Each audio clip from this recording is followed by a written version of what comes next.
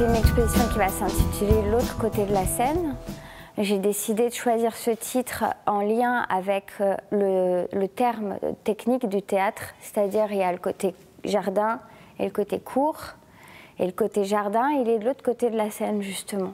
Et comme moi, mon travail est très théâtral et qu'en l'occurrence pour cette exposition, j'ai vraiment décidé de faire un jardin intérieur, du coup tout correspondait.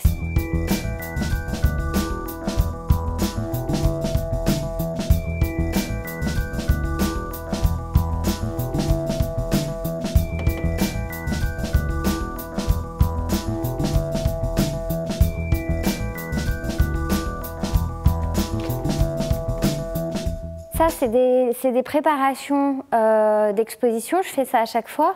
C'est-à-dire que je crée des simulations avant que les sculptures et que les peintures soient réalisées. Donc j'ai déjà l'idée du format, j'ai déjà l'idée du support. Là, en l'occurrence, j'ai choisi le support aluminium parce que ça allait avec l'effet miroir que je voulais avoir. Je cite des sculptures dans mes peintures.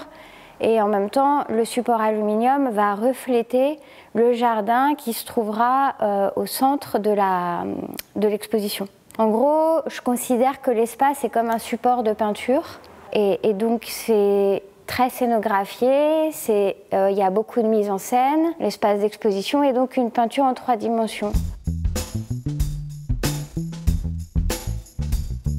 Ici, je vais créer une cloison qui n'existe pas, où je vais ouvrir une fenêtre qui va représenter en fait la peinture qui se trouve juste ici là-bas, qui s'appelle Pomme d'amour, pomme fatale, où j'ai repris en fait les sculptures du rideau de pommes que j'ai créé pour l'exposition, et je fais une fenêtre avec un rideau de pommes qui est en lien avec la peinture qui se trouvera juste à côté, accrochée sur ce mur.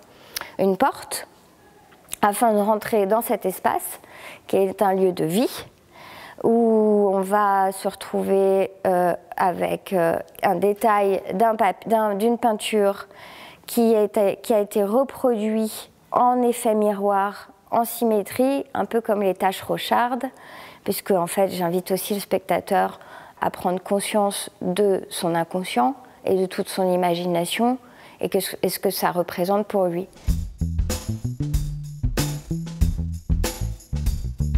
J'ai considéré en fait cet espace comme je vis à l'atelier. C'est-à-dire pendant le confinement, j'ai un peu souffert de ne pas avoir de jardin. Alors je me suis créé mon propre jardin pendant le confinement à l'atelier. Donc ça a commencé par des arbres, et puis ensuite de ces arbres sont venues des fleurs. Et j'avais quand même pour ambition au préalable, au tout début, de montrer en fait les 14 vases que j'avais réalisés à la Manufacture de Sèvres à ma première résidence en 2011, et qui a vraiment révolutionné ma peinture, ma sculpture, mon temps de réalisation, etc., de les mettre à l'honneur, puisqu'ils n'ont jamais été exposés, et donc d'en faire des forêts de vases de Sèvres. Quand on me pose la question « est-ce que tu te sens plus peintre que sculptrice ?», c'est plus une question pour moi. Je ne suis pas plus peintre que sculpteur en fait. C'est vraiment un univers que je veux construire. C'est vraiment une ambition de faire rentrer l'autre dans un monde, dans mon monde à moi.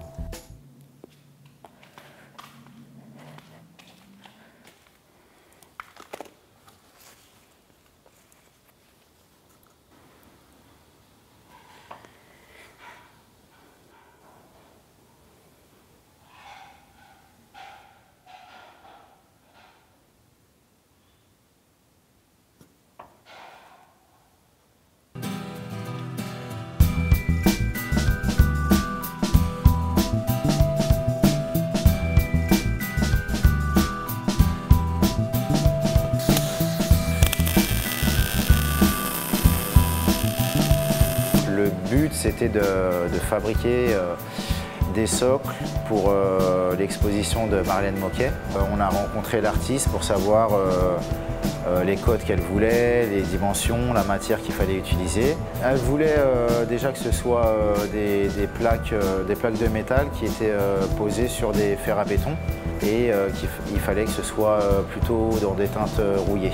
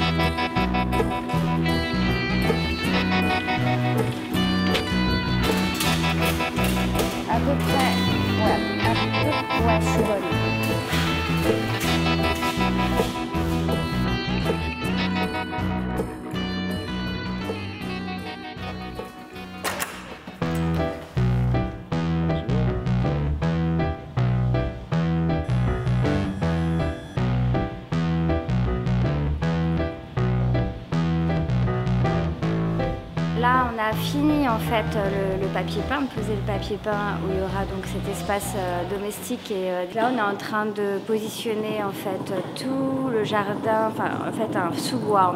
Je vais faire un sous-bois avec cette super équipe qui sont les jardiniers de la ville, où on va mettre à disposition dès mardi toutes les sculptures, les vases, les plantes, la mousse, la terre.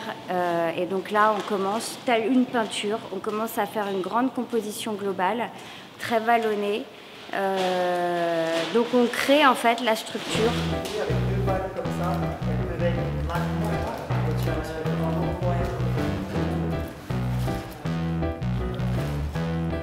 Le mieux, tu vois, ça aurait été un seul genre. Et là, par rapport au dessin, tu vois. Un petit jardin avec des arbres et les 3 arbres, donc celui-là et celui-là, qui vont être disposés tous.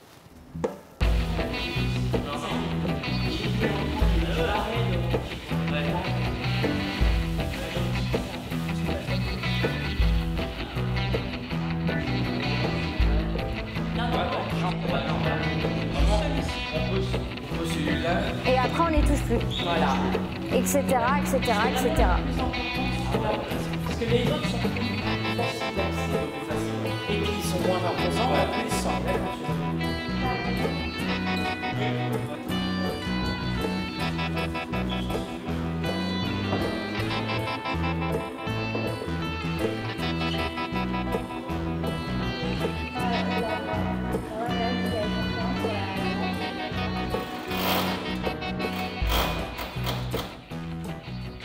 Je m'occupe de la régie des œuvres de certaines galeries. Tout ce qui est accrochage, installation et transport aussi.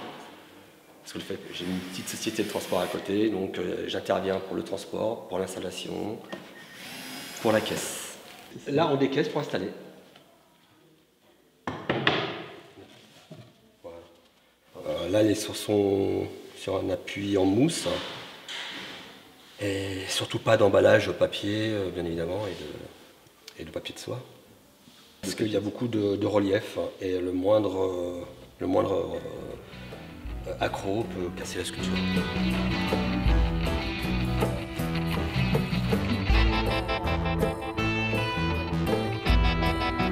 Et ça existe, vous en avez vu où, vous, des coccinelles? de la fausse en fait. Ah bon? Avec un double face. Elles n'ont pas les ailes ouvertes. Ah ouais? Il y a collé sur les fleurs. Que c'est quoi, c'est en bois? C'est du bois. Merci beaucoup Sébastien pour tous ces précieux conseils. Donc moi je suis déjà le responsable des parquets jardins de la mairie d'Arcueil. Marlène nous a proposé différentes photos. C'était plutôt de la mousse qu'elle voulait. Elle voulait vraiment un support en mousse qui soit plutôt régulier. Et tout de suite on a compris que Marlène avait les guides, voilà, elle avait les rênes et elle voulait vraiment qu'on s'adapte à son choix. Et donc voilà, il a fallu aussi réfléchir comment on faisait pour créer ce massif en 3D avec du volume. Donc on est quand même dans des salles aussi, donc il faut aussi ramener des matériaux légers. C'est-à-dire que là, on a mis du miscanthus, du chanvre, des choses comme ça en balle à l'embase.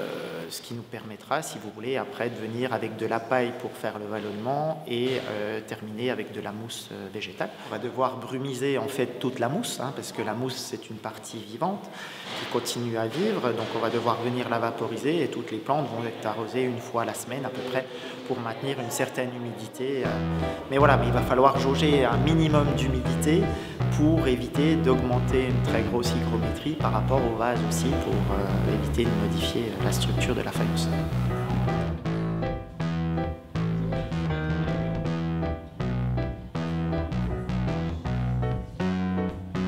Ouais, ça va être canon, je pense. Ouais, carrément.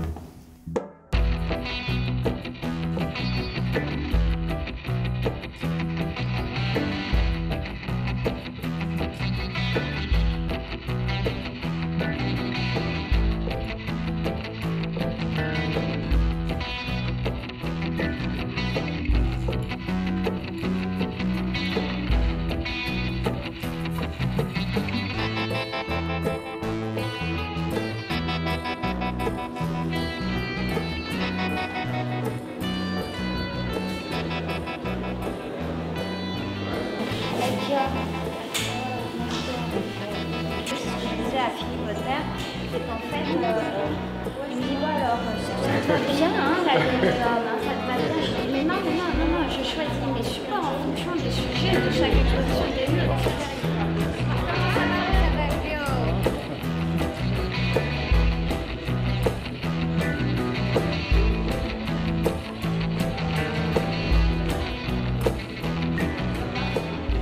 Vous nous permettez de découvrir notre galerie comme on ne l'a jamais vu. Vos installations semblent vivantes. Vous cultivez un univers onirique et vous parvenez à couvrir les frontières de la galerie. Merci à tous les jardiniers et jardinières de la ville qui se sont investis pour créer in situ avec l'artiste. En tout, plus de 1400 scolaires des écoles maternelles, élémentaires et du collège sont attendus pour cette exposition. Merci Marlène, merci à tous ceux qui ont participé à l'exposition. Si vous voulez dire un mot. Alors moi, je vais me faire que répéter, en effet, tous les remerciements que je dois à tous les agents municipaux qui, en effet, ont participé grandement à réaliser un de mes rêves. Et sans qui, évidemment, l'exposition n'aurait pas pu l'être ce soir. Et donc, infiniment merci, ils sont malheureusement pas tous là. On était très nombreux pour pouvoir réaliser ce grand et beau voyage en famille. Voilà, merci encore.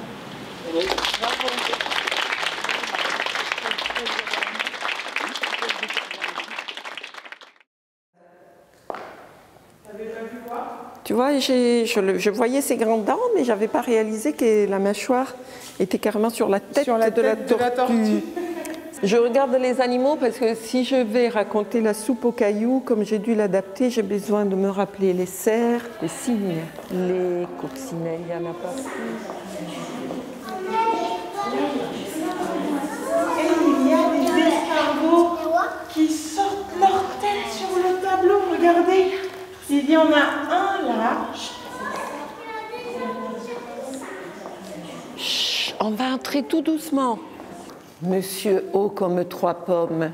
Est-ce qu'il y en a qui le connaissent déjà?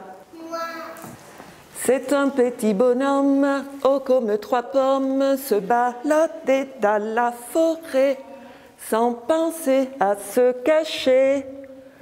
Ouh, ouh, méchant loup, sors de ton trou et viens jouer sur mes genoux. C'est un petit bonhomme, haut comme 3 pommes, se baladait dans la forêt, sans penser à se cacher.